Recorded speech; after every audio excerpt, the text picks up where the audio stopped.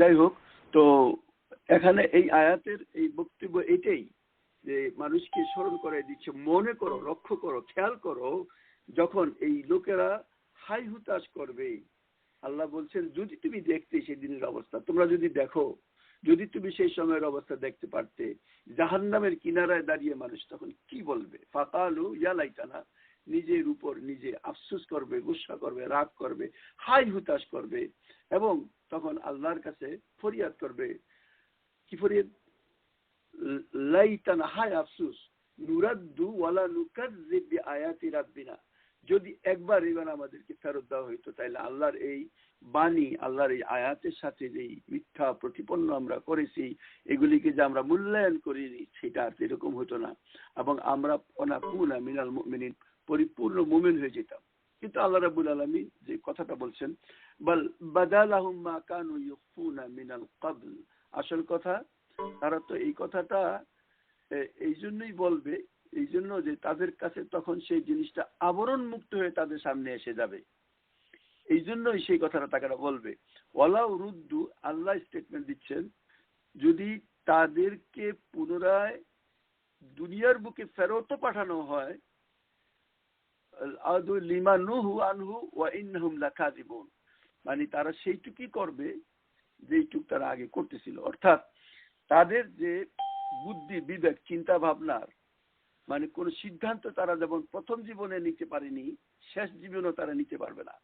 এখন তাদের সম্মুখে সত্য যখন পরিস্ফুটিত হবে, যেই দাওয়াত আল্লাহ রসুল বারবার দিচ্ছিলেন, সেই জিনিস সম্পর্কে যে সাবধান করেছিলেন, সেই সাবধান করা জিনিসই যখন তারা ফেস করতেছে, তখন তাদের এই আফসোস কোনো কাজে লাগবে না।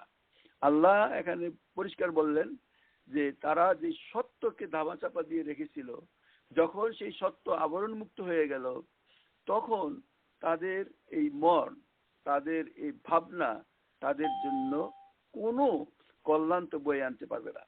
এই পর্যন্ত আমরা গত সপ্তাহে আলোচনা করেছিলাম। আজকের আলোচনা এখান থেকে শুরু। ওয়াকালু, তারা বলে, কারা বলে? মক্কার ওই লোকেরা। মক্কার ওই লোকেরাই বলে না, বরং বর্তমান সময়ের লক্ষ কোটি মানুষেরও ঠিক সেই একই রকমের কথা।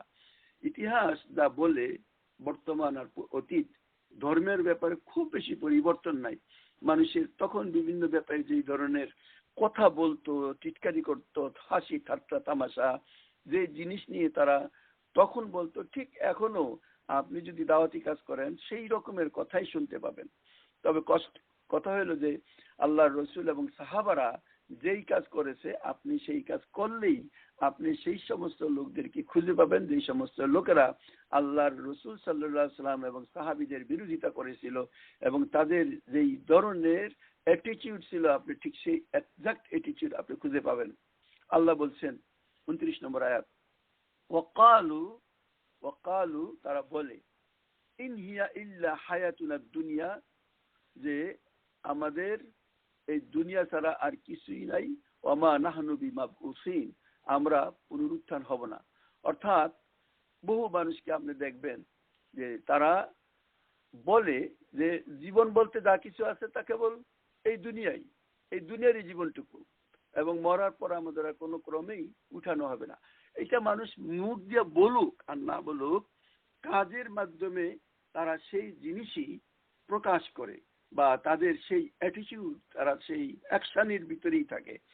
আমরা চারিদিকে দেখি মানুষ এই দুনিয়া পাওয়ার জন্য মানে কতটা প্রচেষ্টা করে, কতটা সময় দেয়, কতটা তাদের স্ট্রাগল, এই সমস্ত জিনিসগুলি আমরা দেখি।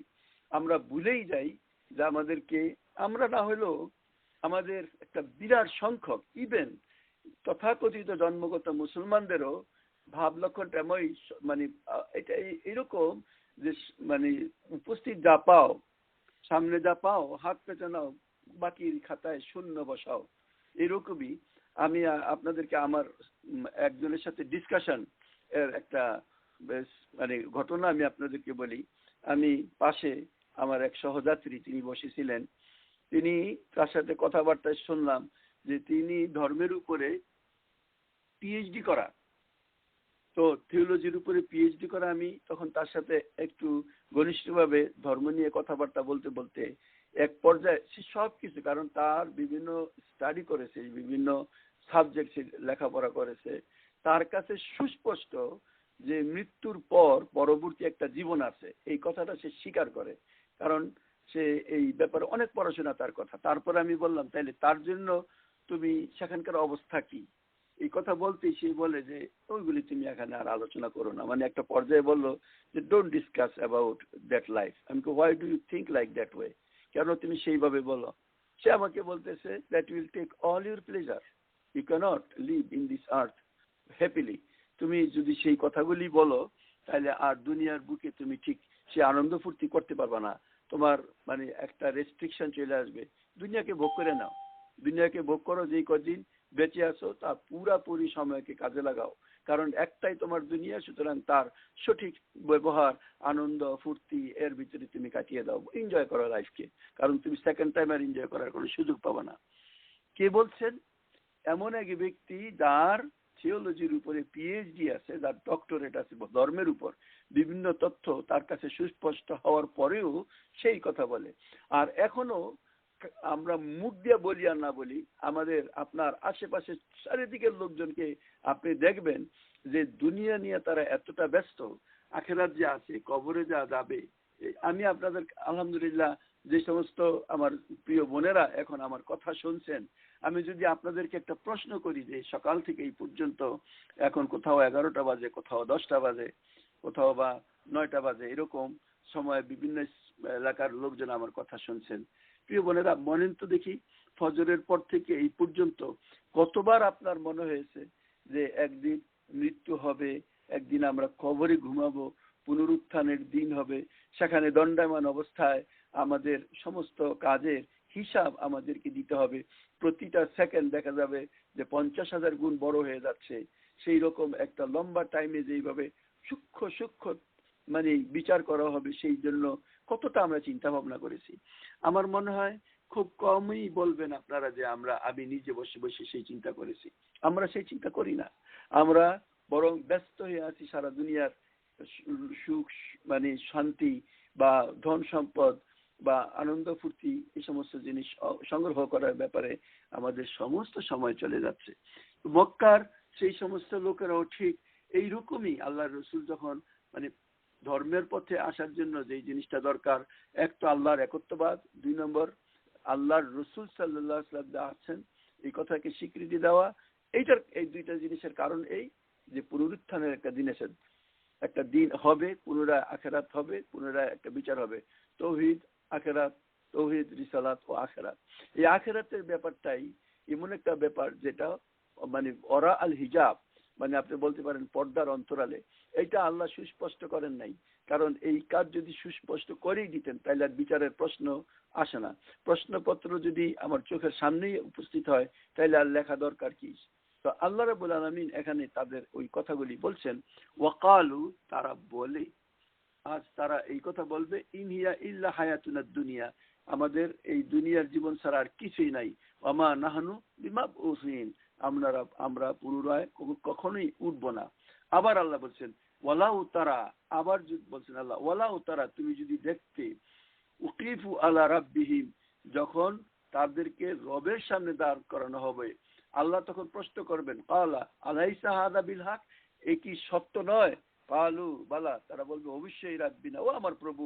কালা ফাজুকুল আযাবা বিমা কুনতুম তাকফুরুন, এই সময় তো বলবে হে আমাদের প্রভু, কিন্তু তারা বলবে আচ্ছা এবার তাহলে আল্লাহ বলছেন ফাজুকুল আযাব, সে আযাবের স্বাদ গ্রহণ করো, বিমা কুনতুম তাকফুরুন, যে তোমরা অস্বীকার করেছিলে। অর্থাৎ রব্বুল আলামিন আজকে যারা এই আগুনের কথা, এই নার জাহান্নামের কথা অস্বীকার করে, বিচার দিবসকে সন্দেহ পোষণ করে এবং দাঁড়াইতে হবে সেই কথাটাকে মনে রেখে সেইভাবে নিজেদের জীবন তারা চালায় না, একটা ধাঁধার ভিতরে পড়েছিল যে আল্লাহ তাদেরকে এমনিতেই মাফ করে দিবেন। যখন সে আগুনের সামনে তারা দাঁড়াবে, উকিফু আলা রাব্বিহিম, যখন তাদেরকে রবের সামনে দাঁড় করানো হবে এবং আল্লাহ প্রশ্ন করবেন, কাল, আল্লাহ বলবেন আলাইসা হাযা বিল হক, এখন দেখো এটা কি সত্য নয়?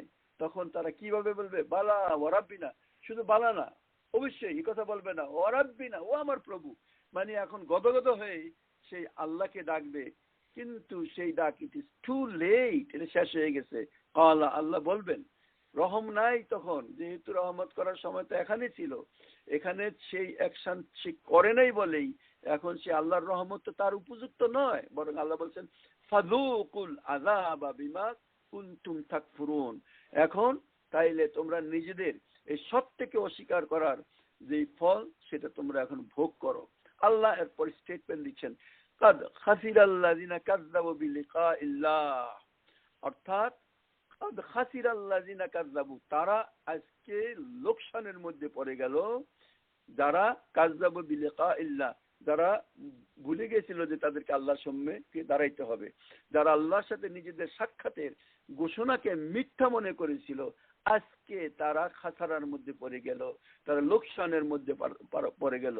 আল্লাহ বলেন হাত্তা ইজা জাআতুমুস সাআতু বাগতাতান, মানে অকস্মাৎ হঠাৎ করে যখন তাদের সামনে সেই সময় এসে উপস্থিত হবে, তখন তারা বলবে কালু ইয়া হাসরাতানা, হায় আফসোস, হায় আফসোস, আলা মা ফাররাতনা ফিহা, আমাদের বড় ভুল হয়ে গেছে, আজকে বড় ভুল হয়ে গেছে। ওহম ইয়াহমিলুনা আওজারাহুম আলা যুহুরিহিম, এবং তারা নিজেদের পিঠে গুনাহের বোঝা বহন করবে।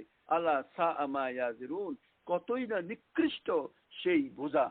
অর্থাৎ যখন মানে আল্লাহ এই 31 নম্বর আয়াতে যেইভাবে কথাগুলি বলছেন, চিন্তার ব্যাপার, সুস্পষ্ট করে একটা চিত্র আল্লাহ আমাদের সামনে তুলে ধরেছেন, পরিষ্কার কথা বলে দিচ্ছেন যে আল্লাহর সাথে যারা এই মানে পুনরুত্থানের সময় আল্লাহর সম্মুখে দাঁড়ানোটাকে যারা বুঝতে পারে নাই, মিথ্যা মনে করেছে, সেইভাবে অস্বীকার করেছে, ততক্ষণ পর্যন্ত যতক্ষণ না হাত্তা জাআতুমুস সাআ, সেই সময়টা বাগতাতান হঠাৎ করে এসে উপস্থিত না হয়। ইভেন দুনিয়ার তো পরের কথা, মৃত্যুর শয্যায় আসার সাথে সাথেই মানুষের সামনে সবকিছু সুস্পষ্ট হয়ে যাবে। আমরা অনেক সময় অসুস্থ হই, খুব যখন অসুস্থ হই আমরা চলাফেরা করি, তখনও আমাদের অনেকের কাছে মনে হয় তাইলে হোয়াট, তাহলে তো এই কি শেষ, এই কি আমি যাচ্ছি, এই কি আমার দুনিয়া, আমার এই কি এতদিন যার পিছনে আমি দৌড়াচ্ছিলাম তা কি সবই মিথ্যা, এখন কি সবকিছু রেখে আমাকে সেই জায়গায় যেতে হবে। এইভাবে বিভিন্ন সময় আমরা যারা মুসলমান তাদেরকে আল্লাহ এই অসুখ বিসুখের মাধ্যমে অনেক সময় স্মরণ করিয়ে দেয় যে কি হইতে পারে। আর এখানে যে কথাটা বলতেছেন যে যখন মানুষের কাছে সেই মৃত্যু বাগতাতান, সেই হঠাৎ সেই ঘটনা এসে উপস্থিত হবে, কালু ইয়া হাসরাতানা, তখন সেই সময় তারা হাই হুতাশ করবে, তাদের ভুল হিসাব করে নেবে। হাসরাতানা আলা মা ফাররাতনা, যা আমাদের ছেড়ে আসছি, যেই ব্যাপারে আমরা মা ফাররাতনা, যা আমাদের করণীয় ছিল সেটা আমরা করতে পারি নাই। আল্লাহ বলছেন তারপরেও কিভাবে তারা মোলাকাত করবে, ওহম ইয়াহমিলুনা আওজারাহুম আলা যুহুরিহিম, নিজেদের কৃত সেই কর্মটা তারা নিজেরাই বহন করবে, নিজেদের পিঠে তাদের সেই খারাপ যে আমল, সেই আমলটা নিয়েই তারা সেখানে চলবে। আল্লাহ সাআ মা ইয়াজিরুন, এবং আল্লাহ বলতেছেন কতই না নিকৃষ্ট সেই মানে সেই বোঝাটা, যেই বোঝাটা সে বহন করতেছে। অর্থাৎ সেই ব্যক্তি নিজের আমল নামা, তার মাথায় যেই বোঝাটা আছে, এটা নেকির বোঝা হইতে পারতো, এটা নেকির বোঝা না হয়ে মানে ভালো কাজের গুড ডিডস, মানে আল্লাহর বাধ্য থেকে আমল করার যেমন কাজ হইতে পারতো, কিন্তু সে যেহেতু এই দিনকে অস্বীকার করেছে, তার বোঝাটা আজকে পাপের বোঝা, তার বোঝাটা যখন খোলা হবে, তার ভিতর থেকে যে জিনিসটা বের হচ্ছে, অর্থাৎ তার যে আমল নামা, সেই আমল নামা তাকে জাহান্নামে পৌঁছাই নেবে। সে তার সেই কর্মফল, সেই সার্টিফিকেট সে নিয়ে সেখানে অগ্রসর হচ্ছে। আমরা যখন স্কুলে কলেজে রেজাল্ট হয়, সেই রেজাল্টে যখন আমরা খুব ভালো পাস করার একটা সার্টিফিকেট পাই, মনের ভিতরে অনেক আফসোস থাকে, কিন্তু রেজাল্ট তো যে মানে যে ফেল করে তাকেও দেওয়া হয়, তার হাতে যখন সেই ফেলের সার্টিফিকেট দেওয়া হয়, তখন তার কি অবস্থা, তার মানসিক অবস্থা কি রকম হয়। দুনিয়ার সামান্য এই পাস ফেলের ব্যাপারে আমি নিজে শিক্ষকতার কারণে আমি দেখেছি যে ছাত্রদের এক একজনের চেহারার ভিতরে কিরকম অবস্থার সৃষ্টি হয়। আমরা দেখি বাংলাদেশে অনেক সময় মেট্রিক পরীক্ষা, ইন্টারমিডিয়েট পরীক্ষার রেজাল্টের পর শত বহু মানুষ সুইসাইড করে, তারা লজ্জায় মুখ ঢাকতে পারে না, সেই জন্য তারা এই কাজটা করে। তো আল্লাহ রাব্বুল আলামিন এই আয়াতের মাধ্যমে যে কথাটা বলছে যে তারা যেই বোঝা নিজেরা বহন করে নিয়ে আসছে, অর্থাৎ ওই সমস্ত লোকেরা যারা আল্লাহর সাথে নিজেদেরকে সাক্ষাৎ করার এই কথাকে অস্বীকার করত, সেই পাতে নিজেকে তৈরি করে নাই, তারা তো আজকে লোকসানের মধ্যে ক্ষতিগ্রস্ত হয়েছে। আলহামদুলিল্লাহ, আমরা যারা এই কথা শুনছি, আমরা সেই ক্ষতি থেকে বাঁচার জন্যই কিন্তু আল্লাহর কোরআন রেগুলার শুনে সেইভাবে নিজেদের কর্মপদ্ধতিকে সঠিক করার কাজে লিপ্ত আছি। এটা আমাদের সম্পর্কে বলা হচ্ছে না, যদিও আমরা সেইভাবে অনেক ক্ষেত্রে হয়তো আমরা কিছুটা দুর্বলতা দেখাই, তারপরেও আমরা আশা করি আল্লাহ রাব্বুল আলামিন আমাদেরকে ক্ষমা করে দিবেন, মাফ করে দিবেন। তবে আল্লাহ বলছেন, যখন হঠাৎ করে মৃত্যু হঠাৎ করে আসে, মৃত্যুর টাইম টেবিল নাই, আমরা কেউ মনে করি আমার বয়স এখন 30, আরো তো অনেক বাকি আছে, এই ধারণা ভুল। অনেকেই আমার চেয়ে কম বয়সে দুনিয়া থেকে চলে গেছেন, এবং আমরা সেইভাবেই প্রস্তুত থাকতে হবে যে একমাত্র মৃত্যু সেই জিনিস যা কাউকে খবর না দিয়ে আসে। মেহমান, আত্মীয় স্বজন কোনো না কোনো ভাবে খবর দিয়ে আসে, বা আপনাকে এক্সপেকটেশন আপনার ভিতরে থাকে এই সময় আমার এই মেহমান আসতে পারে, বা যেইভাবে হোক। কিন্তু মৃত্যু এমন এক জিনিস যে একেবারে বিনা নোটিশে এসে সেই তার দায়িত্ব পালন করবে, নিয়ে যাবে। কিন্তু তারপর সবচেয়ে বড় কথা হইলো, মৃত্যু বড় কথা নয়, মৃত্যু মানুষকে ভোগ করতেই হবে, কিন্তু আমি আমার কি আমল নামা আমার পিঠে আমি বহন করছি। আল্লাহ রাব্বুল আলামিন কিয়ামতের কঠিন দিনে বলবে, ইকরা কিতাবাকা কাফা বিনাফসিকা আল-ইয়াওমা আলাইকা হাসিবা, পড়ো তোমার আমল নামা, তোমার হিসাবের জন্য তুমি নিজেই যথেষ্ট। অর্থাৎ আমি আমার হাতের বিমা কাসাবাত আইদিন নাস, মানুষ নিজের হাতে সেই জিনিসকে বহন করে, সে নিজেই তার আমল নামাটাকে সেখানে নিয়ে যায়। এখানে আল্লাহ বলছেন যে আমল নামা সে নিয়ে যাচ্ছে, যে বোঝা সে নিয়ে যাচ্ছে, আল্লাহ সা আমা ইয়াজেরুন, কতই না নিকৃষ্ট সেই গুনাহের বোঝা, কতই না নিকৃষ্ট বোঝা সে বহন করে চলছে। আউযু বিল্লাহি মিনাশ শাইতানির রাজিম। আল্লাহর কাছে আমরা প্রার্থনা করি, ওই দিন আফসোস করার কোনো ফায়দা নাই। আফসোস করে নিজেকে সংশোধন করার সময় কিন্তু একমাত্র এই দুনিয়ার ব্যাপারে। আল্লাহ রাব্বুল আলামিন আমাদেরকে সাবধান করে দিচ্ছেন, আমরা তারপরও যদি সতর্ক না হই তাহলে সেই জিনিসের ভিতরে আমরা পড়ব। আমরা নিজেদের জন্য কখনোই খারাপ জিনিস কল্পনা করি না, কিন্তু কাজ করি খারাপ জিনিস পাওয়ার জন্য, তাহলে সেই জিনিসটা আমাদেরকে বহন করতেই হবে। আল্লাহ রাব্বুল আলামিন আমাদেরকে ক্ষমা করে দেন। এরপরে 32 নম্বর আয়াত খুবই গুরুত্বপূর্ণ। প্রিয় বোনেরা দেখেন, আল্লাহ বলতেছেন, স্টেটমেন্ট দিচ্ছেন আল্লাহ, আমাল হায়াতুদ দুনিয়া ইল্লা লাইবুন ওয়া লাহ, দুনিয়ার জীবন তো একটা খেলা এবং তামাশা, ওয়ালা দারুল আখিরাতা খায়রুন, বরং আখিরাতের জীবন আরো কল্যাণকর, লিল্লাযিনা ইয়াত্তাকুন, তাদের জন্য যারা তাকওয়া অর্জন করে, যারা নিজেদেরকে ক্ষতি থেকে বাঁচানোর চেষ্টা করে। আফালা তাকিলুন, আল্লাহ প্রশ্ন করছেন যে তোমরা কি নিজেদের বুদ্ধি বিবেককে কোনো কাজে লাগাও না? এই আয়াতের মাধ্যমে যে বলা হচ্ছে, আমার হায়াতুদ দুনিয়া ইল্লা লাইবুন ওয়া লাহুন, দুনিয়ার জীবন একটা খেলা এবং তামাশা ছাড়া আর কিছুই না। আমরা যদি দেখি যে এই দুনিয়াটাতে কি ঘটতেছে, মানে আল্লাহ তামাশা এবং একটা খেলার সাথে কেন তুলনা করলেন? বাস্তব কথা, এখানে যে জীবন আমরা যেইভাবে সময় কাটাচ্ছি, এই জীবন আসলে চিরন্তন জীবন নয়। এর ভিতরে আমরা অনেকে জীবনটার গুরুত্বটাকে অন্যভাবে দিচ্ছি, যে জিনিসের গুরুত্ব পাওয়ার কথা ছিল তা না। হায়াতুদ দুনিয়া যে আল্লাহ এখানে বলছেন দুনিয়ার জীবন, আপনি দেখেন এখানে যেন আমরা অনেকেই বিভিন্নভাবে অ্যাক্টিং করতেছি। খেলা যেমন এরকম একটা জিনিস, একটা টাইমের জন্য মানুষ খেলাতে নামে, খেলা শেষ হয় যার যার ঘরে চলে যায়, ঠিক তেমনি ভাবে এর সাথে তুলনা করতে পারেন। আপনি আজকে কোনো এক অফিসের বড় বড় অফিসার, কিন্তু একটু পরে আপনার যখন চাকরি চলে যায় তখন আপনি ঘরে চলে যান। দুনিয়ার বুকে আমরা বিভিন্ন শাসকদেরকে এই কিছুদিন আগে আমরা দেখেছি, আপনি সে ইরাকের কথা বলেন, সে সিরিয়ার কথা বলেন, সে বিরাট বিভিন্ন আমরা দেখি একসময় যার আদেশে যার আদেশে বিরাট বড় সৈন্যবাহিনী তার প্রোটেকশনের জন্য উপস্থিত ছিল, তারাই দেখা যায় যে সাদ্দাম বলেন বা এই ধরনের লোকদেরকে তারাই আবার দেখা যায় তাকে হাত করা পরিয়ে সেখানে নিয়ে যাচ্ছে। তাইলে এই খেলাটা এরকমই একটা সময় পর্যন্ত মানুষের দুনিয়ায় তার মানে কথাবার্তা চলে, আবার আমরা দেখি একটু পরেই যেই খেলোয়াড় মানে এত শক্তিশালী কয়দিন পরে তাকেই দেখা যায় বিছানায় পড়ে গেছে।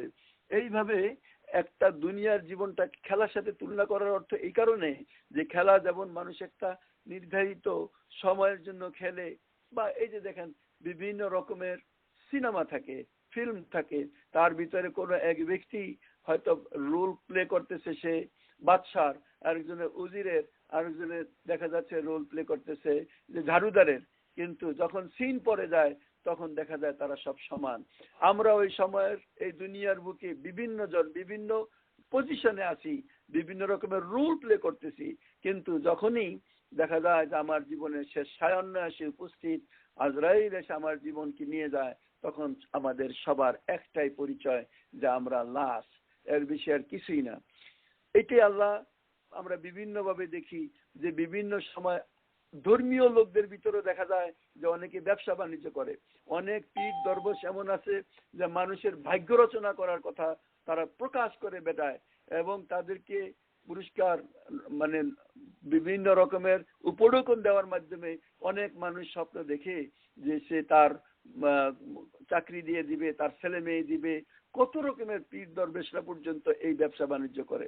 এইভাবে বহু মানুষ এই দুনিয়ার বুকে এই রকমের বিভিন্ন রকমের ব্যবসা নিয়ে জুড়ে বসে আছে, কিন্তু যখনই সেই সময় এসে উপস্থিত হয় দেখা যায় ওই পীর তার নিজেকে রক্ষা করতে পারে না, ওই বাদশাহ অনেকেই অনেক ক্ষমতাধর কিন্তু সে নিজেকে রক্ষা করতে পারে না। মানে তার সেই যেই ক্ষমতা একটা নির্ধারিত টাইমের জন্য ছিল, খেলার যখন বাঁশি বাজলো তেমন যেমন সব সমান হয়ে যায়, ঠিক তেমনি ভাবে মৃত্যুর ঘন্টা বাজার সাথে সাথে সব খেলা শেষ হয়ে যায়। দুনিয়ার কোনো জিনিস আমার সাথে যায় না, দুনিয়ার কোনো ধন সম্পদ যার পিছনে এতটা মানুষ দৌড়াচ্ছে, কোটি কোটি টাকা মানুষের থেকে মেরে তারা নিজেদের ঘর বাড়ি তৈরি করতেছে, আমরা যা দেখি যে অন্যায় ভাবে আমাদের ভিতরে অনেকেই হালাল হারামকে না বেছে দেখা যায় যে তারা নিজেদের ধন সম্পদের মাধ্যমে সুন্দর সুন্দর বাড়িঘর তৈরি করছে, কিন্তু দেখা যায় যে যখন সময় শেষ হয়ে যায় তখন সেই বাড়িঘর আর কিছুই থাকে না, সেগুলিকে রেখে একদিন কবরের বুকে যেতে হয়। এইভাবেই তো আপনি যদি গভীরভাবে চিন্তা করে দেখেন তাইলে আপনি দেখবেন এই দুনিয়া আসলে একটা খেলা ছাড়া আর কিছুই না। এই কথাটা আল্লাহ বলছেন আমাল হায়াতুদ দুনিয়া, দুনিয়ার জীবন ইল্লা লাইবুন ওয়া লাহুন। এই কথা যেমন আল্লাহ বলছেন, আরেক জায়গায় আল্লাহ বলতেছেন ওমা খালাকনাস সামাআ ওয়াদ দুনিয়া ওমা বাইনাহুমা লাইবুন, আকাশ জমিন এর ভিতরে যা আছে আমি খেলার ছলে সৃষ্টি করি নাই, এই কথাও আল্লাহ বলছেন। অর্থাৎ এই দুনিয়ার এই স্থায়িত্বটাকে একটা খেলার সাথে যেমন তুলনা করা যায়, কিন্তু অন্যদিকে আপনার আখিরাতকে এই দুনিয়ার মাধ্যমে তৈরি করতে হবে। আমি কথাটা বলতে চাই, অনেকে বলে দুনিয়া কিছুই না, আমি বলি দুনিয়া কিছুই না নয়, বরং দুনিয়াই হইল আপনার একমাত্র জায়গা যেটাতে আপনি পরকালের ঘর তৈরি করতে পারেন। দুনিয়ার থেকে যাওয়ার পর করার কোনো কোনো সুযোগ নাই। একদিকে দুনিয়ার স্থায়িত্ব এত সংকীর্ণ, এই কথা যেমন বলা হচ্ছে, অন্যদিকে দুনিয়াই আপনার মূলধন, এই দুনিয়ার জীবনটি আপনার মূলধন। আজকে এই মুহূর্তে যারা আমার কথা শুনছেন তারা একদিকে খুবই সৌভাগ্যবান, এই জন্য যে এই কথা শুনে যদি তওবা করার মাধ্যমে নিজের সমস্ত গুনাহকে মাফ করিয়ে নিজে পাক পবিত্র হওয়ার সুযোগ আমার আপনার এই মুহূর্তে আছে। কিন্তু আমি আপনি যদি মারা যেতাম, না থাকতাম দুনিয়ার বুকে, তাইলে এই সুযোগ আমাদের জন্য ছিল না। আর দুর্ভাগ্য ওই সমস্ত লোকজনদের যারা এই সুযোগ পাওয়ার পরেও নিজেদেরকে সংশোধন করতে পারলো না, সেইভাবে চলতে পারলো না, তাদের নিঃসন্দেহে তাদের জন্য দুর্ভাগ্য। প্রতিটা মুহূর্তে প্রত্যেক ব্যক্তির জন্য হয় সৌভাগ্য অথবা হয় দুর্ভাগ্য। প্রতিটা সেকেন্ড হয় আপনাকে জান্নাতের নিকটবর্তী করবে অথবা আপনার আমার কাজের মাধ্যমে আমরা জান্নাত থেকে দূরে জাহান্নামের নিকটবর্তী হয়ে যাব। এই জন্য আল্লাহ রাব্বুল আলামিন একদিকে যেমন বলছিল মা খালাকনাস সামাআদ দুনিয়া ওয়া মা বাইনাহুমা লাইবিন, খেলা এবং তামাশার জন্যই কিন্তু আমি দুনিয়া সৃষ্টি করি নাই, এই কথা বলে যেমন আল্লাহ আমাদেরকে সাবধান করছেন। আর এখানে দুনিয়ার অস্তিত্ব সম্পর্কে, দুনিয়ার মর্যাদা সম্পর্কে আল্লাহ সুস্পষ্ট বলে দিচ্ছেন আমাল হায়াতুদ দুনিয়া ইল্লা লাইবুল লাহুন, দুনিয়ার জীবন একটা খেলা এবং তামাশা ছাড়া আর কিছুই না। আমরা তামাশা বলতে, খেলা বলতে এই কথাটা বুঝবো যে এইটার স্থায়িত্ব, এটার মর্যাদা আমরা নিজের চোখে দেখি যে যত ধন সম্পদ, টাকা পয়সা, মান মর্যাদা, ডিগ্রি, যত কিছুই আমরা কামাই করি না কেন, সেই জিনিস একটা অতি সামান্য ডিউরেশনের জন্য আমার কাজে লাগে, তারপর সেই জিনিস থেকে আমরা বঞ্চিত হয়ে যাই। আল্লাহ বলছেন ওয়ালা দারুল আখিরাতু খায়রুল লিল্লাযিনা ইয়াত্তাকুন, বরং আল্লাহ বলছেন আখিরাতের আবাসই ভালো। আল্লাহ বলছেন আকাশের মানে আখিরাতের যেই বাসস্থান সেটাই উত্তম, লিল্লাযিনা তাকাউন, তাদের জন্য যারা আফালা তাকিলুন, যারা নিজেদের বিবেক বিবেচনাকে কাজে লাগায়, তাকওয়া অর্জন করে, তাদের জন্য আখিরাতের জীবনে কল্যাণকর। বাস্তব কথা এটাই। অন্য এক জায়গায় বলছেন ইয়াউমা লা ইয়ানফাল মালুন ওয়ালা বানুন ইল্লা মান আতাল্লাহ বিকলবিন সালিম, ওই দিন ধন সম্পদ, টাকা পয়সা, সন্তান সন্ততি কোনোই কাজে আসবে না, শুধুমাত্র তা ছাড়া যা মানুষ পবিত্র নিয়তের মাধ্যমে প্রেরণ করেছেন। আল্লাহ অন্য এক জায়গায় বলছেন আল-আখিল্লাউ ইয়াউমা ইযিন বাদুহুম বাদ আদুউন ইল্লাল মুত্তাকিন, আল-আখিল্লা বন্ধুত্ব সেই দিন পরস্পরের শত্রু হবে, ইল্লাল মুত্তাকুন শুধুমাত্র মুত্তাকি লোকদেরকে ছাড়া। অর্থাৎ এই যে আপনার সন্তান সন্ততি, হাজবেন্ড, ছেলে মেয়ে, তাদের সাথে যে আপনার সম্পর্ক, এই সম্পর্ক সেই দিন ইয়াফসিলু বাইনাহুম, পরস্পরের সম্পর্ক ছিন্ন হয়ে যাবে, কোনো সম্পর্ক থাকবে না। কিন্তু যদি আপনি তাকওয়ার অবলম্বন করেন, আপনার হাজবেন্ড তাকওয়ার অবলম্বন করে, আপনার সন্তান সন্ততিকে আপনি তাকওয়ার পথে চালান, আপনার বাপ মাও যদি এইভাবে তাকওয়ার ভিতরে থাকেন, আল্লাহ কিয়ামতের দিন তাদের ভিতরে সম্পর্ক জুড়ে দিবেন। আল্লাহ আমাদেরকে এই কথাটা সুস্পষ্টভাবে এখানে বলে দিলেন ওয়ালা দারুল আখিরাতু খায়রুল লিল্লাযিনা ইয়াত্তাকুন, আখিরাতের জীবন তাদের জন্য উত্তম যারা তাকওয়া অবলম্বন করে চলে, যারা আল্লাহকে ভয় করে চলে। এরপর আল্লাহ প্রশ্ন করেছেন আফালা তাকিলুন, তোমরা নিজেদের বিচার বিবেচনাকে, তোমার ব্রেন কি কোনো কাজেই লাগো না? এরপর আল্লাহ বলতেছেন ফাকাদ নালামু ইন্নাহু লা ইয়াজুনকাল্লাযী ইয়াকুলুন, হে মুহাম্মদ, আল্লাহ রাব্বুল আলামিন রাসূল সাল্লাল্লাহু আলাইহি ওয়াসাল্লামকে উদ্দেশ্য করে তখনকার অবস্থাটা বলতেছেন, হে রাসূল কাদ নালামু, আমি জানি, ইন্নাহু লা ইউহজুনকাল্লাযীনা ইয়াকুলুন, তারা তো আপনাকে কষ্ট দেয় না, ফাইন্নাহুম লা ইউকাযযিবুনাকা, বরং তারা আসলে আপনাকে মিথ্যা বলে না, ওয়ালাকিন্না যালিমিনা বিআয়াতিল্লাহি ইয়াজহাদুন, বরং এই জালেমরা আল্লাহর আয়াতকে অস্বীকার করে। এখানে একটা প্রেক্ষাপট এইরকম যে মক্কার লোকেরা আল্লাহর রসুলকে মিথ্যা বলবে তার কোনো মানে তাদের কাছে এমন কোনো যুক্তি ছিল না। যেই লোকটিকে তারা দীর্ঘ 40 বছর দেখেছে, যে জীবনে কোনোদিন মিথ্যার কোনো রকমের ধারে কাছেও ছিল না, হঠাৎ তিনি যখন সেই দিনের দাওয়াত দিলেন তখন তাকে তারা মিথ্যাবাদী বলা শুরু করলো। এখানে একটা ঘটনা আপনাদের কাছে আমি বলতে পারি, সেটা এরকম যে একবার আল্লাহ রসুল সাল্লাল্লাহু আলাইহি ওয়াসাল্লাম যখন মানে এই দাওয়াত পৌঁছেছিলেন, তখন মানুষের মধ্যে বিভিন্ন রকমের মানে প্রবলেম মানে প্রশ্ন উঠে সামনে আসে।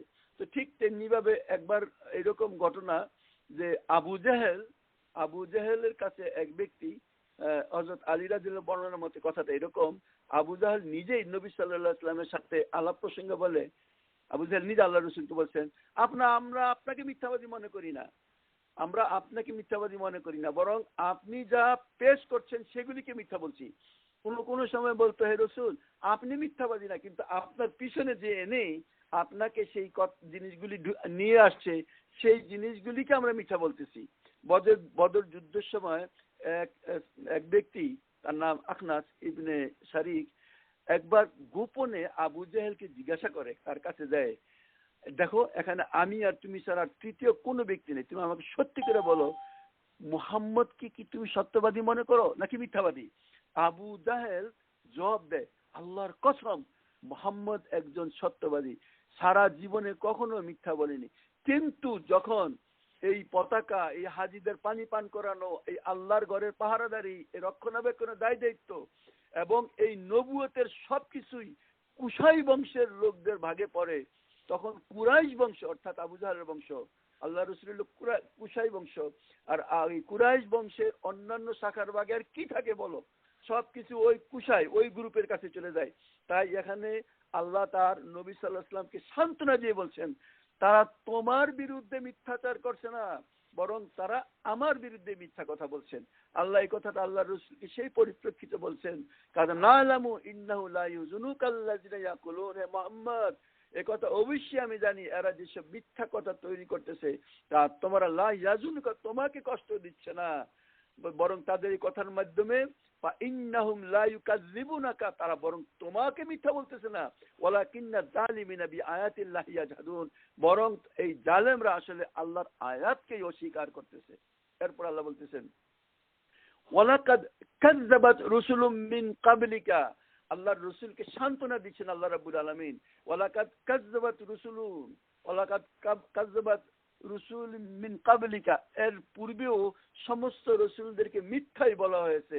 ফাসাবারু আলা মা কাযযাবু, এবং তারা যে মিথ্যা বলছে তার উপর সেই রসুলকে আল্লাহ রাব্বুল আলামিন বলছেন যে তারা মা কাযযাবু অযু হাত্তা আতাহুম নাসরুনা, মিথ্যা দিয়েছে, কষ্ট করেছে, এবং তারা তখন ফাসাবারু তারা সবর করেছে, হাত্তা আতাহুম নাসরুনা যতক্ষণ আমার সাহায্য এসে উপস্থিত হয়েছে। ওয়ালা মুবাদদিলা লিকালিমাতিল্লাহ, আল্লাহর কথার কোনো পরিবর্তন নেই। ওয়ালা কাদ জাআকা মিন নাবাইল মুরসালিন, এবং রসুলের সাথে যা কিছু ঘটে গেছে তার খবর তো আমি আপনাকে বলছি, আমি পৌঁছে গেছি আপনার কাছে, আমি বলে দিচ্ছি। ইতিহাসের এই কথাটা আল্লাহ জানিয়ে দিচ্ছেন যে সবসময় হক এবং বাতিল, সত্য এবং মিথ্যার সংঘাতের যে বিধান আল্লাহ রাব্বুল আলামিন তৈরি করে রেখেছেন, তার বদলে তার বদল করার ক্ষমতা কারো নাই। আল্লাহ রাব্বুল আলামিন সত্যপন্থীদেরকে অবশ্যই দীর্ঘকাল পরীক্ষার মাধ্যমে তিনি তাদেরকে যাচাই বাছাই করে নেবেন। তাদের পরীক্ষা দিতেই হবে। নিজেদের ধৈর্য, নিজেদের সহিষ্ণুতা, নিজেদের সত্যবাদিতা, নিজেদের ত্যাগ তিতিক্ষা, নিজেদের স্যাক্রিফাইস, নিজেদের ইমানের দৃঢ়তা, আল্লাহর উপর নির্ভরশীলতা, এবং বিভিন্ন বিপদ মুসিবত সমস্যা সংকটের এই কঠিন পথে প্রত্যেকটা মুসলমানকে মুমিনকেই আসলে আল্লাহ রাব্বুল আলামিন পরীক্ষা করবেন, এবং এই বিপদ সংকুল এই পথে প্রত্যেকটা মুসলমানকে অগ্রসর হইতেই হবে। এবং আল্লাহ রাব্বুল আলামিন বলছেন যে এর মাধ্যমে তাদের এই পরীক্ষার মাধ্যমে যখন সচ্চরিত্র তাদের প্রমাণ হয়ে যায়, তখন আল্লাহ এই কাফেরদের উপর মুমিনদেরকে বিজয় দান করবেন। তার পূর্বে বিজয় দান করার কোনো প্রশ্নই ওঠে না। এই প্রশ্নের ভিতরে আমাদের অনেক প্রশ্নের সমাধান হয়ে যায় যে যে সমস্ত লোকজন দুনিয়ার বুকে অনেক রকমের বিপদের সম্মুখীন হয়, অথচ আমরা চোখের সামনে দেখি তারা অন্যদের তুলনায় অনেক বেশি ঈমানদার, তাদের এক নির্মল জীবন আমাদের চোখের সামনে, অথচ দেখা যাচ্ছে তাদের উপর নির্যাতন, ক্রস ফায়ার, ফাঁসিতে ঝুলতে হয় তাদেরকে। এটা ন্যাচারাল, এটা আল্লাহ করবেন। আল্লাহ রাব্বুল আলামিন একটা পর্যায় পর্যন্ত এইভাবে পরীক্ষা করবেন। কেন সেই পরীক্ষা? কারণ বিনা পরীক্ষায় পাশের সম্ভাবনা নাই, বিনা প্রচেষ্টায় উপরে উঠা যায় না, সেই প্রচেষ্টা তাদের করতেই হবে, এবং দীর্ঘ পরীক্ষার ফল অনেক বড় হয় সেটাই স্বাভাবিক, বড় পরীক্ষার বড় রেজাল্ট হবে এটাই স্বাভাবিক। যাকে মাই ইউরিদুল্লাহু বিহি খায়রান ইউসাব্বু ফিহি, আল্লাহ রাসূল পরিষ্কার বলছেন, মাই ইউরিদুল্লাহু বিহি খায়রান, যার কল্যাণ আল্লাহ করতে চান, ইউসাব্বু বিহি তাকে আল্লাহ কঠিন মুসিবতের মধ্যে নিক্ষেপ করেন, রোগ শোক বালা মুসিবত। আল্লাহ কোরআনে বলছেন, ওয়ালা নাবলুওয়ান্নাকুম বিশাইইন মিনাল খাউফি ওয়াল জু' ওয়া নাকসিম মিন আমওয়ালি আনফুসি ওয়াস সামারাত। আল্লাহ বলতেছেন অবশ্যই তোমাদেরকে আমি পরীক্ষা করব, ওয়ালা নাবলুওয়ান্নাকুম বিশাইইন মিনাল খাউফ মানে খিদা, তৃষ্ণা, ভয়, ভীতি, এই সমস্ত জিনিসের মাধ্যমে। আমরাও দুনিয়ার বুকে দেখি সত্য সঠিক পথে চলতে গেলে আমাকে বড় বড় পরীক্ষা দিতে হবে। যারা এই পরীক্ষা থেকে পা ফিরিয়ে নেয়, মুখ ফিরিয়ে নেয়, যারা এই পরীক্ষা থেকে রাস্তা ঘুরিয়ে ফেলে, তারা এখানে সুখে শান্তিতে থাকতে পারবে, এটা ঠিক। কিন্তু কিসের বিনিময়ে? আখিরাতের বিনিময়ে। আল্লাহ তার নবীকে এখানে বলছেন। এখানে যে কথাটা সামনে আসতেছে সেই কথাটা এরকম যে আল্লাহর নবী এবং রাসূল সাল্লাল্লাহু আলাইহি ওয়াসাল্লামের সময় ওই সময় যারা সাহাবীরা ছিলেন তাদের উপর যে বিপর্যয় আসছিল, তাদের উপর যে বিপদের পর বিপদ আসছিল, একটার পর একটা আল্লাহ রাসূল বিভিন্ন জায়গা থেকে যে এইভাবে তাদের শত্রুতার শিকার হয়ে যেইভাবে নির্যাতিত হচ্ছিলেন, মনের ভিতরে অনেক সময় প্রশ্ন জাগতো যে আল্লাহ যদি এমন কোনো নিদর্শন তাদের চোখে দেখায় দেন যার কারণে তারা বাধ্য হবে দিন ইসলামের ভিতরে ঢোকার জন্য, এইরকম মনের একটা আশা আকাঙ্ক্ষা হৃদয়ে থাকা স্বাভাবিকভাবে। এখানে যারা আমার কথা শুনছেন আপনারাও আল্লাহ রসুলের সেই দায়িত্ব পালন করেন, অনেকের কাছে আপনারা দাওয়াত নিয়ে যান, তাদের কাছে দাওয়াত পৌঁছানোর চেষ্টা করেন, এবং তারা তখন বিভিন্ন রকমের প্রশ্ন মনের ভিতরে আপনাকে ছুড়ে মারে, এমন এমন যুক্তি তারা দেয় যে আপনি যে সত্য তার ভিতরে সন্দেহ করে, কিন্তু আপনার তখন মনের ভিতরে আছে এমন যদি কোনো আমার কাছে প্রমাণ থাকতো, এমন যদি কোনো ডকুমেন্ট আমি দেখাই দিতে পারতাম, তাইলে তো তারা অটোমেটিক ধর্মের প্রতি আসতো। তাহলে আল্লাহ আমাকে কেন এরকম একটা মুজিজা দেয় না, বা আপনার মুজিজা তো না সাহাবী রসুলের মুজিজা, আপনারা যে কারামতি, আপনি অনেক সময় এই ধরনের কারামতির জন্য আপনার আশা আকাঙ্ক্ষা করেন।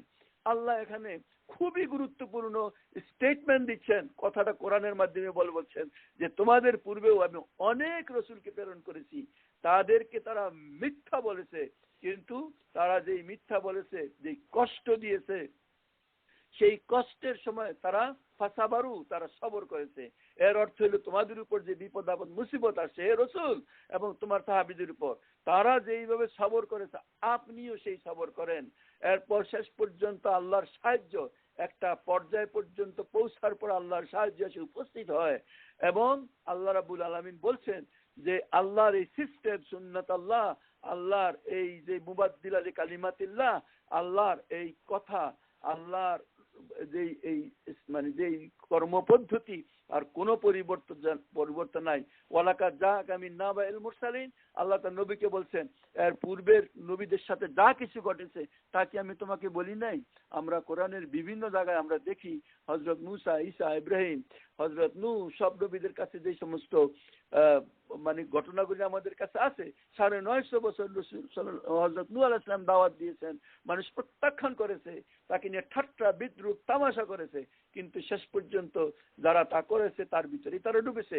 মুসা আলাইহিস সালামকে ফেরাউন তার দলবল সহ যেইভাবে অত্যাচার করেছে, নির্যাতন করেছে বনি ইসরাইলের উপর, শেষ পর্যন্ত আমরা দেখি এক পর্যায়ে যখন এমন ভাবে তারা সেখান থেকে বের হয়ে সমুদ্রের কাছে যায় পৌঁছেন, ঘর থেকে না, জেনে যান নাই, তারা নিজেদেরকে সে আল্লাহর কাছে সোপর্দ করে যখন সমুদ্রের কিনারায় যায় দাঁড়াইলেন, তখন সেখানে দেখা যায় যে সেখানে সমুদ্রের ভিজে রাস্তা হয়ে আল্লাহ সেখানে তাদেরকে পৌঁছাইছেন। তারা সমুদ্র পর্যন্ত পৌঁছতে হয়েছে। হযরত ইব্রাহিম আলাইহিস সালামকে আল্লাহ আগুন থেকে রক্ষা করেছেন, কিন্তু আগুনে নিক্ষেপ হওয়ার পর এইভাবে আল্লাহ যদি চান তাদেরকে আল্লাহ রক্ষা করেন। সেটাই আল্লাহর নবী সাল্লাল্লাহু আলাইহি ওয়াসাল্লাম যেন মনের ভিতরে অনেক সময়, তিনিও তো মানুষই ছিলেন, মনের ভিতরে এই রকমের একটা আশা আকাঙ্ক্ষা মনের ভিতরে অনেক সময় আসতো যে আল্লাহ যদি অলৌকিক ভাবে তাদেরকে দিনের পথে নিয়ে আসতেন, তাদের কাছে সুস্পষ্ট করতেন। সেই জন্য আল্লাহ ৩৫ নম্বর আয়াতে কি বলছে শোনেন। আল্লাহ বলেন ওয়াইন কানা কাবুরা আলাইকা ইরাদুহুম, তাদের এই তোমাকে যে ইরাদা উপেক্ষা করে, তোমাকে যেভাবে আন্ডার এস্টিমেট করে, হে রাসূল এই জিনিস যদি আপনার কাছে অসহনীয় হয়, ফাইন ইসতাতাতা আন তাবতাগি নাফাকান ফিল আরদ, তাহলে আপনার যদি শক্তি থাকে তাহলে পৃথিবীর বুকে কোথাও গর্ত করে তার ভিতরে আপনি সুড়ঙ্গ করে তার ভিতরে চলে যান, আও সুল্লামান ফিস সামা, অথবা কোনো একটি সিঁড়ি লাগান যাতে আকাশে আপনি উঠে যেতে পারেন, ফিস সামা ফাতাতিয়াহুম বিআয়াতিন, আল্লাহ বলেন আল্লাহ তারপরে তুমি আল্লাহর কোন প্রমাণ নিদর্শন আনার চেষ্টা করতে পারো। আল্লাহ বলেন ওয়ালাউ শা আল্লাহু লা জামাহুম আলাল হুদা, আল্লাহ যদি চাইতেন তাদের সবাইকে হেদায়েতের উপর এমনিতে প্রতিষ্ঠিত করে দিতে পারতেন। ফালা তাকুনা মিনাল জাহিলিন, আপনি মূর্খদের মতো কথাবার্তা বলবেন না। এই আয়াতের মাধ্যমে আল্লাহ রাব্বুল আলামিন কি বুঝাচ্ছেন, অর্থাৎ আল্লাহর রাসূল সাল্লাল্লাহু আলাইহি ওয়াসাল্লামের যে মনের ইচ্ছা এবং বাসনা যে কিভাবে তাদের সবাইকে দিনের পথে নিয়ে আসবেন, এমন কোন যদি, অর্থাৎ তারা সবাই কিভাবে এই দাওয়াতকে সত্য হিসেবে গ্রহণ করবেন, এমন মনের ভিতরে একটা আশা আকাঙ্ক্ষা বাড়তে বাড়তে অনেকটা অধৈর্যের মতো হয়ে যায়, যে এমন কোন প্রমাণ যদি আমি তাদেরকে দিতে পারতাম, অলৌকিকতা যদি এমন কিছু একটা হইতো, আকাশ থেকে কিছু একটা পড়তেছে, এই রকমের মনে আল্লাহ রসুল সাল্লাল্লাহু আলাইহি ওয়াসাল্লামের মনেও মাঝে মধ্যে ডাকতো। সেই জন্য আল্লাহ তার নবীকে এমন একটা কথা বললেন, আপনার যদি ধৈর্য ধারণ করতে অসুবিধাই হয়, আপনি যদি এটাকে অসহনীয় মনে করেন, তাহলে ঠিক আছে, okay, you try. How you try? তুমি দুনিয়ার বুকে গায়েব হয়ে যাও, মাটির নিচে চলে যাও, তুমি আকাশে উঠে যাও, তুমি চেষ্টা করে দেখো, কিন্তু তোমার এই আশা কখনো পূরণ হওয়ার নাই। আল্লাহর একটা সিস্টেম আছে। আল্লাহ এর পরের অংশ যে কথাটা বলছেন, যদি কেবলমাত্র সমস্ত মানুষকে কোনো না কোনো ভাবেই সত্যপন্থী বানানো যদি আল্লাহর উদ্দেশ্য হইতো, তাইলে এই কিতাব নাজিল করার কোনো প্রয়োজন ছিল না। মুমিনদেরকে কাফেরদের মোকাবেলায় আল্লাহ পেশ করতেন না। সত্যের দাওয়াতকে পর্যায়ক্রমে আন্দোলনের মাধ্যমে তার নির্ধারিত টার্গেটে পৌঁছানোর প্রয়োজন তাইলে কিভাবে ছিল? নো, আল্লাহর এটা সিস্টেম না। আল্লাহর তো একটা ইচ্ছাতে সমস্ত মানুষ হযরত আবু বকর ওমরের মতো মানে সেই চরিত্র হয়েই যেতে পারতো, কিন্তু সেটা আল্লাহর নয়, ইচ্ছা নয়। বরং আল্লাহ রাব্বুল আলামিন যে সিস্টেম করেছেন, সেই সিস্টেমের মাধ্যমে যেমন কাফির সম্প্রদায়কে যারা দিনের বিরোধিতা করে, তাদেরকে আল্লাহ অনেক ধন সম্পদই না, শুধু ক্ষমতা দান করার মাধ্যমে তাদেরকে এমন একটা সুযোগ সুবিধা দান করেন। একদিকে মুমিনদেরকে তাদের সামনে মানে পেশ করার মাধ্যমে অনেক মানুষের পরীক্ষা হয়। আপনি আজকে দিনের পথে আসেন, আপনি যদি মনে করেন যে এখন নামাজ রোজা পড়ার কারণে আপনার দুনিয়ার জীবনে উন্নতির পর উন্নতি হবে, তাহলে আপনি তো সেই নামাজ রোজা পড়তেছেন দুনিয়ার জন্যই। কিন্তু যদি দেখা যায় যে নামাজ রোজা পরিষ্কার পরিচ্ছন্ন থাকার, নিজেকে পবিত্র করার পথে আসার পর আপনার উপর আরো বিপদ আসতেছে, সেইটাই আপনার জন্য অনেক পরীক্ষা। আপনার দৃঢ় থাকতে হবে যে আল্লাহ রাব্বুল আলামিন আমাকে আরো পরীক্ষা করতেছেন। একদিকে আল্লাহর কাছে দোয়া করবেন, আল্লাহ আমি দুর্বল, তুমি আমাকে পরীক্ষায় নিক্ষেপ করো না। অন্যদিকে এই পরীক্ষা যাতে আপনি পিছায় না যান, ইমানকে যাতে আপনি ভুলণ্ঠিত না করেন, সেই দিকে আপনাকে সচেষ্ট থাকতে হবে। প্রিয় বোনেরা, লক্ষ্য করে দেখেন, আল্লাহ এই আয়াতের মাধ্যমে আমাদের অনেকের প্রশ্ন সমাধান করে দিয়েছেন। আপনারা দিনই কাজ করেন, আমি প্রথমে বলছি, আল্লাহর কোরআনকে বুঝতে হয় না, আপনাকেও ওই কাজ করতে হবে যেই কাজ আল্লাহ রসুল করেছেন। এখন পর্যন্ত যদি মানুষ আপনাকে পাগল না বলে, তাইলে আপনি সেই আল্লাহর রসুল সাল্লাল্লাহু আলাইহি ওয়াসাল্লামের মর্যাদায় বা তার সাহাবীরা যেই কাজ করতো সেই মর্যাদায় আপনি পৌঁছেন নাই। যিনি এতটা বিবেকবান, যিনি চিরদিন, যে সাহাবীরা এমন ভাবে তাদের চরিত্র নিষ্কলুষ চরিত্র হয়ে গেছে, কিন্তু দিন যায় 24 ঘন্টা। যেমন একটা হাদিসে আছে, আপনি পাবেন সেই হাদিসটা কিতাবুল মুফরাদের ভিতরে, বলছে তুমি দাওয়াতি কাজ, তুমি দিনের কাজ, তোমার ইবাদত বন্দেগী এইভাবে করতে থাকো যে মানুষ শেষ পর্যন্ত তোমাকে পাগল বলে। আপনাকেও বলতে হবে, কারণ আল্লাহর রসুলকে পাগল বলেছে, সুতরাং আপনাকে কেন বলবে না? আপনারা অনেকে দেখেন যে এই দাওয়াতি কাজ করতে গেলে জায়গায় জায়গায় যেখানে আপনি যান, সেখানেই দিনের কথা বলতে গেলে কিছু মানুষ আপনাকে বলবে এদের আর কোনো কাজ নাই, যে কোনো পার্টিতে তারা তাদের কথাবার্তা নিয়ে হয়, দুনিয়াকে একটু ভোগবিলাস করবো তার কোনো সুযোগ এদের সামনে নাই, এদের সামনে যাওয়াই মুশকিল, এরা পাগল হয়ে গেছে, তারা বুঝি একটা জিনিস ছাড়া আর কিছুই বুঝে না, তারা খালি ওই ইমান আর আমলের, দুনিয়া এবং আখেরাতের বিভিন্ন কথাবার্তা ছাড়া তাদের এই আনন্দ ফুর্তির আর কোনো কথাবার্তাই থাকে না। এই ফাংশনে একটু গান গাবো, একটু ডান্স করব, বা তার ধারে কাছে এরা নাই, এরা পাগল, এরা এই সমাজের মানুষ না। অবশ্যই যদি এরকম তারা আপনার বিরুদ্ধে কয়, তাহলে রসুল সাল্লাল্লাহু আলাইহি ওয়াসাল্লামের সুন্নতের উপর আপনার অবশ্যই আমল হয়ে গেছে, আপনি বরং আল্লাহর শুকর করেন। আল্লাহ রাব্বুল আলামিন তার সিস্টেম আছেন, এই যে দীর্ঘ সময় পর্যন্ত, একটা বিরাট সময় পর্যন্ত যারা দিনের পথে থাকে তাদের উপর নির্যাতন চলছে, তাদেরকে বিভিন্নভাবে কষ্ট দেওয়া হচ্ছে। এর কারণ কি? এর কারণ এইটাই যে একদিকে তাদেরকে তৈরি করা হচ্ছে, পরিষ্কার পরিচ্ছন্ন করা হচ্ছে, তাদের আমল, তাদের মর্যাদা বাড়ানোর জন্য আল্লাহ রাব্বুল আলামিন তাদেরকে এই কাজে নিক্ষেপ করেছেন। অন্যদিকে যেই সমস্ত লোকজন এই কাজ করে, কিয়ামতের এই কঠিন বিচারের দিনে তারা যাতে আল্লাহর কাছে কোনো ফরিয়াদ না করতে পারে, তার দলিল আল্লাহ তৈরি করতেছেন। আল্লাহ রাব্বুল আলামিন শেষে যেই কথাটা বলছেন, যে এই যে আশা, যে সবকিছু আল্লাহ, মানে আল্লাহ স্টেটমেন্ট দিচ্ছেন, ওয়ালাউ শা আল্লাহু লা জামাহুম আলাল হুদা, আল্লাহ চাইলে এদের সবাইকে হেদায়েতের উপর একত্রিত করতে পারতেন। ফালা তাকুনান্না মিনাল জাহিলিন, আল্লাহ বলছেন মূর্খদের অন্তর্ভুক্ত হও না। অর্থাৎ এই ধরনের কথা যে সমস্ত লোককে আল্লাহ দিনের পথে নিয়ে আসবেন অটোমেটিক, এই ধরনের বোকামি তুমি করবে না, এটা আল্লাহর কাজ না। আল্লাহ রাব্বুল আলামিন তো তৈরি করেছেন মানুষকে জান্নাত এবং জাহান্নামের জন্য। তাদেরকে আল্লাহ রাব্বুল আলামিন সেইভাবেই এই দুনিয়ার বুকে পরীক্ষা করবেন।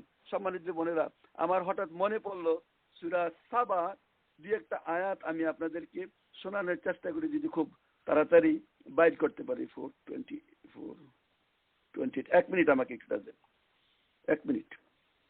জি, আল্লাহ রাব্বুল আলামিন এই দেখেন এখানে সূরা সাবা সম্ভবত, ওয়াকাল আল্লাযিনা কাফারু, ওই কাফেররা বলে, লাউ তাতি তিনা সাআতান কুল বালা ওয়া রাব্বি লাতাতিয়ান্নাহুম আলিমুল গায়বি লা ইয়াযুবু আনহু মিসকালা যাররাতিন ফিস সামাওয়াতি ওয়ালা ফিল আরদি ওয়ালা আসগর মিন যালিক ওয়ালা আকবার ইল্লা ফি কিতাবিন মুনিন লিয়াজদিয়াল লাযিনা আমানু ওয়া আমিলুস সালিহাত উলাইকা লাহুম মাগফিরাতুন ওয়া রিজকুন কারীম।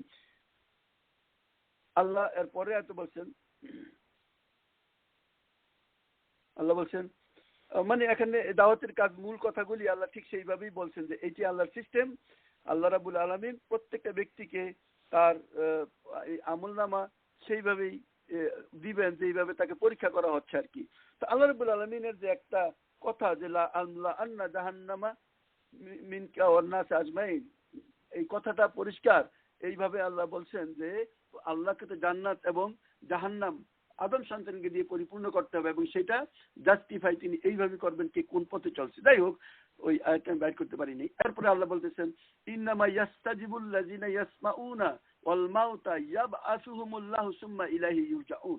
আল্লাহ বলছেন ইন্নামা ইয়াস্তাজিবুনা, অবশ্যই এই তোমার ডাকে সাড়া দিবে, আল্লাযিনা ইয়াসমাউন, যারা শোনে, ওয়াল মাউতা ইয়াবআসুহুমুল্লাহু, আল্লাহ রাব্বুল আলামিন এই মৃতদেরকে কবর থেকে উঠাবেন, সুম্মা ইলাইহি ইউরজাউন, অতঃপর তাদেরকে তার নিকট আল্লাহর নিকট ফিরিয়ে আনা হবে।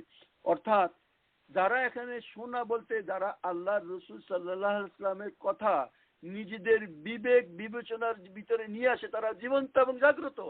যারা নিজেদের বুদ্ধি এবং চিন্তা শক্তিকে দিয়ে কাজ করে না, তারা তাদের এই আসলে আল্লাহর দেওয়া এই নিয়ামতকে তারা ব্যবহার করে না, তারা এটাকে অচল করে দিয়েছে।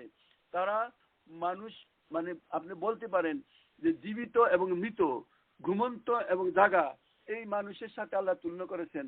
যে সমস্ত লোকজন এই আল্লাহ রসুলের সত্য সঠিক এই দাওয়াত শোনে কিন্তু শোনার কোনো অ্যাকশনে আসে না, তারা আসলে মৃত। তারা আল্লাহ রাব্বুল আলামিন তাদেরকে মৃত বলছেন।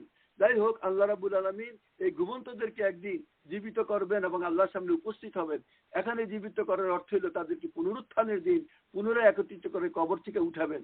মানে সত্যের দাওয়াতে তারাই সাড়া দেয় যারা শোনে, এই কথাটা বলছেন। এবং মৃতদেরকে, অর্থাৎ যারা নিজেদের বিবেক বিবেচনাকে কাজে লাগায় না, তো আল্লাহ তাদেরকে বলছেন আল্লাহ তাদেরকে কবর থেকেই উঠাবেন, তারপর তাদেরকে আল্লাহর আদালতে হাজির করবেন, তাদেরকে আল্লাহ নিকট ফিরিয়ে আনা হবে।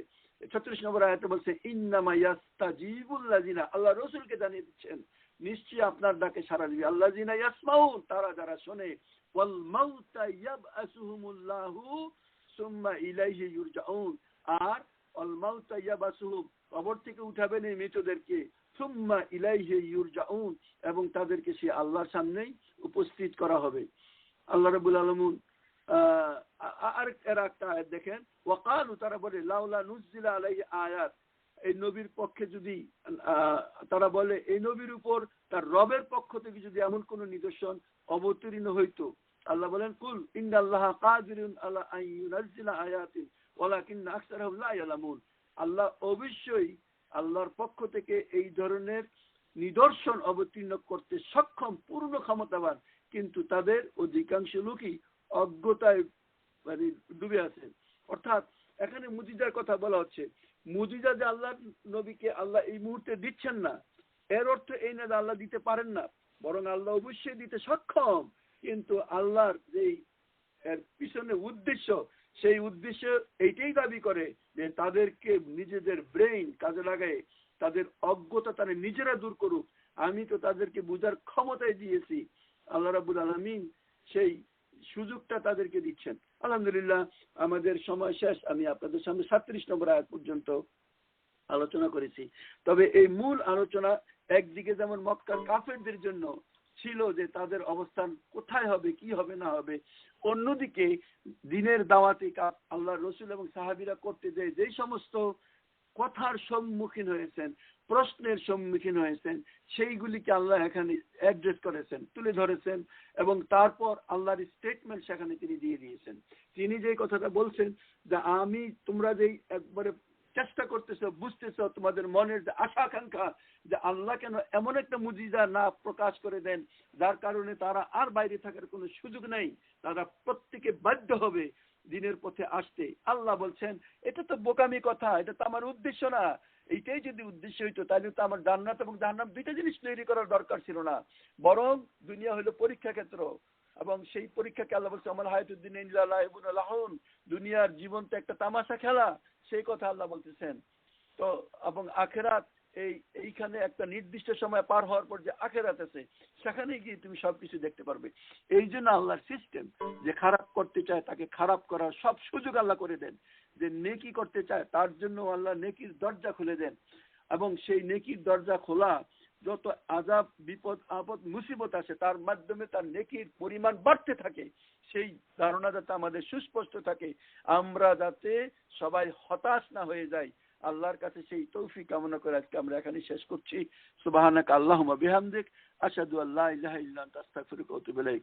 আসসালামু আলাইকুম ওয়া রাহমাতুল্লাহি ওয়া বারাকাতুহু। বোনেরা, আপনারা আনমিউটেড আছেন, কেউ